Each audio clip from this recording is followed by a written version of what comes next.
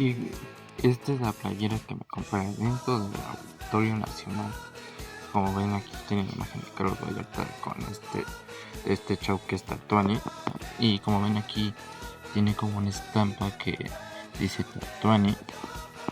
Y ahorita les voy a enseñar la parte de atrás de la playera. Y esta es la parte de atrás de la misma playera. Y aquí, como ven, aquí dice Tatuani, pero más grande. Y aquí dice Carlos Vallarta. Y ahorita les voy a enseñar la que me compré afuera del Auditorio Nacional. Y esta es la playera que me compré afuera del Auditorio Nacional. También dice Tatuani. Aquí dice Carlos Vallarta. Y también tiene como que esa textura de estampa.